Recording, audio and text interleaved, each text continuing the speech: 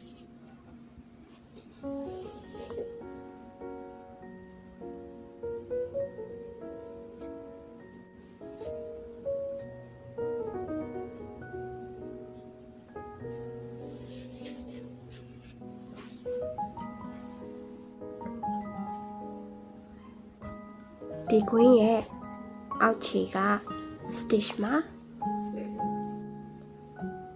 မကာလေးမှတ်ထားပါမယ်ပြီးတာနဲ့ stitch time မှာ increase တစ်ခုစီထိုးသွားပါမယ်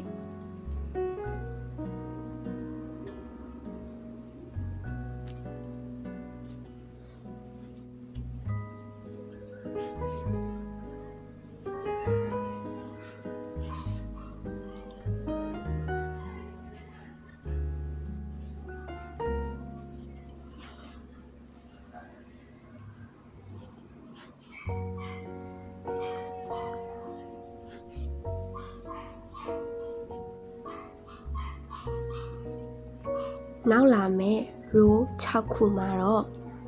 AC တို့က single crochet တွေကြီးပဲထိုးသွားပါမယ်1 2 3အခုလာမယ့် row မှာ AC တို့က single crochet 3ခါထိုးပါမယ်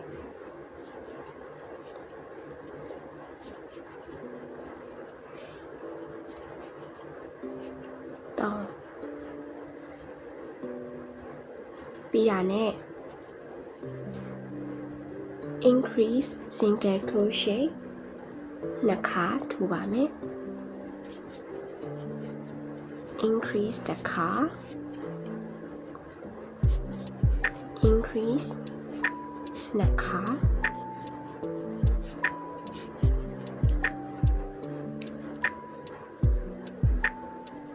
ပြီးတာနဲ့ single crochet 6ခါထိုးပါမယ်1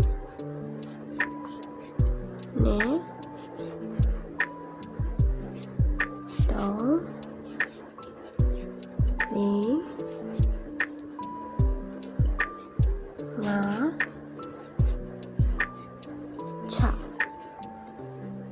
single crochet decrease 2ခါထိုးပါမယ်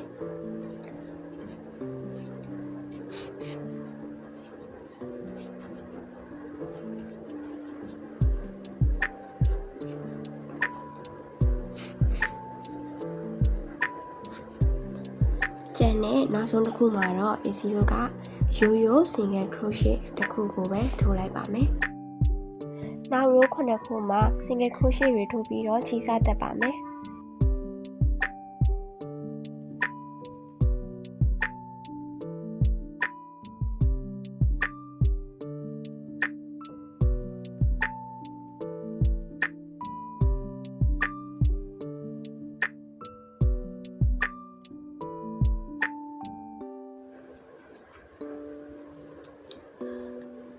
မချုပ်ခင်မှာဒီဂျိုရဲ့အထဲကိုဆီလီကွန်လေးနည်းနည်းထည့်ပါမယ်ထည့်တယ်ဆိုရင်လောက်ကလေးထည့်ပြီးတော့အရန်အတင်းပြည့်နေအောင်တော့မထည့်ဘူးပေါ့နော်ဖွားဖွားလေးပဲထည့်ပါမယ် ပြီးရနဲ့ဂျူအကြီးပေါ်မှာအသေးလေးကိုချုပ်လိုက်ပါမယ်အခုဆိုရင်တော့ reindeer ရဲ့ဂျူလေးနှစ်ဖက်ပြီးသွားပါပြီ။နရွက်ထိုးဖို့အတွက် magic ring ထဲမှာ single crochet 8 ခုထိုးပါမယ်။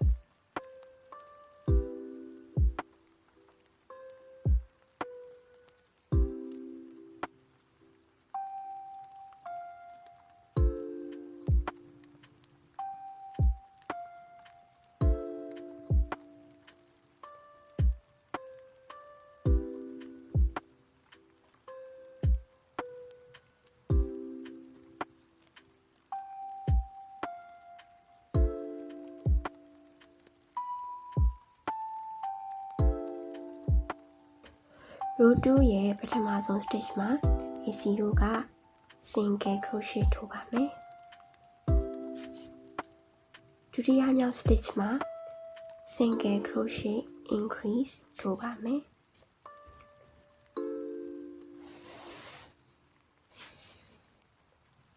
ပြီးရနဲ့ single crochet ထိုးပါမယ်လေးခုမြောက် stitch မှာတော့ single crochet increase ထိုးပါမယ်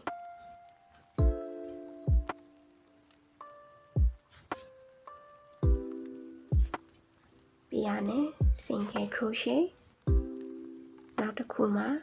single crochet increase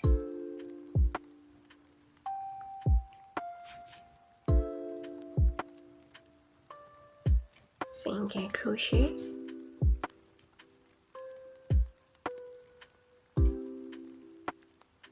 single crochet increase ဆိုပြီးတော့ထိုးပါမယ် row 3မှာတော့ single crochet တွေကြီးပဲထိုးသွားပါမယ်စုစုပေါင်း12ခုထိုးရပါမယ် row 4မှာတော့ AC တို့က single crochet 2ခါနဲ့ single crochet increase တစ်ခါတလဲစီထိုးသွားပါမယ် single crochet တစ်ခါsingle crochet 2ခါပြီးရနဲ့ single crochet increase single crochet တစ်ခါ row 5မှာတော့ single crochet တွေကြီးပဲထိုးသွားပါမယ်စုစုပေါင်း16ခုရှိပါတယ် row 6မှာတော့ single crochet 3ခါနဲ့ single crochet increase တစ်ခါကိုအလဲကျထိုးသွားပါမယ်1 2 3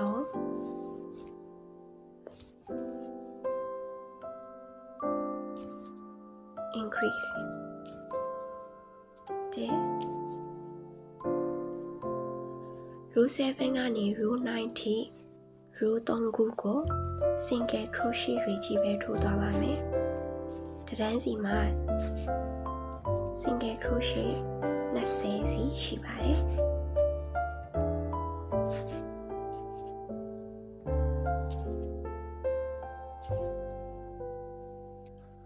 row 10မှာတော့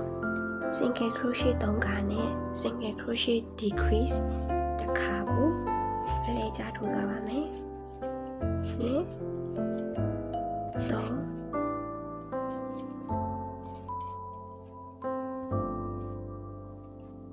decrease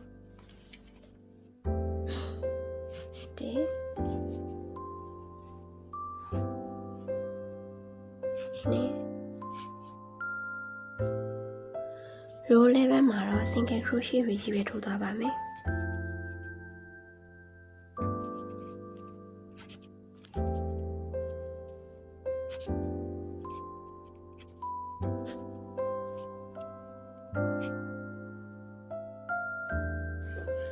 row 12အတွက်က single crochet 2ခါ decrease တစ်ခါထိုးသွားပါမယ်1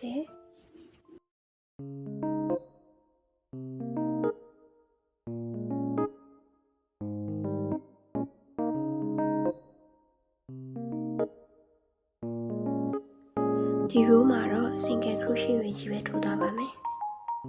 1 2 3 7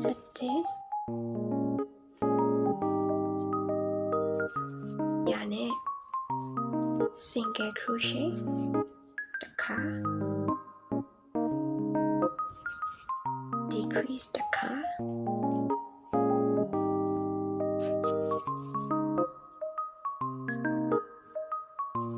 single crochet တစ်ခါ decrease တစ်ခါ single crochet တစ်ခါ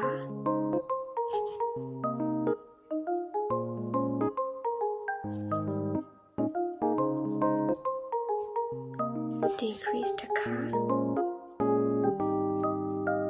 single crochet တစ်ခါ decrease တစ်ခါ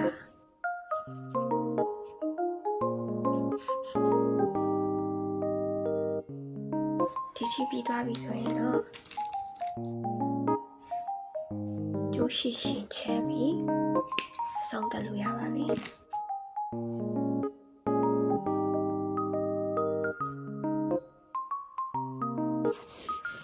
ဒါကတော့ AC2 ပထမဆုံးထုတ်ခဲ့တဲ့ bucket hat ပုံစံမှာဒီမှာဆိုရင် AC ကကိုယ်တိုင်းပေါ့နော်ကိုခေါင်းမှာကိုစွတ်ကြည့်ပြီးတော့ဂျိုတို့နေရွက်တို့ကိုဘယ်နာထားခြင်းလဲဆိုတာအရင်ဆုံးလက်ထီနဲ့ထောက်ပြီးတော့မှအမှတ်မှတ်ထားပါတယ်ပြီးတာနဲ့ဂျိုလေးနှစ်ခုကိုဒီလိုမျိုးလေးတက်ပါမယ်မျိုးလေးတက်ပြီးတော့နေရွက်ကလေးကိုလည်းဂျိုရဲ့အောက်နားလေးမှာဒီလိုလေးတက်လိုက်ပါမယ်နေရွက်တက်တဲ့အခါမှာစီရိုကနေရွက်ကိုဒီလိုမျိုးခောက်ချိုးပြီးတော့ဒီချီနဲ့တစ်ချက်လောက်တုပ်လိုက်မယ်ပေါ့နော်တုပ်ပြီးမှဒီနားမှာပြန်ချုပ်တာကပို့ပြီးတော့ Q type ပဲပို့သွားပါတယ်ဆိုတော့ကိုကြိုက်နေကိုစင်ပြေသလိုလုပ်လို့ရပါတယ်ဒီဗီဒီယိုလေးကိုသဘောကျတယ်ဆိုရင်တော့ like button လေးကိုနှိပ်ဖို့မမေ့နဲ့နော် comment box မှာလည်းသိစေချင်တဲ့ tutorial တွေကိုရေးပို့လို့ရတာဖြစ်လို့နောက်ပတ်ကြရင်ပြန်တွေ့မယ်နော် bye bye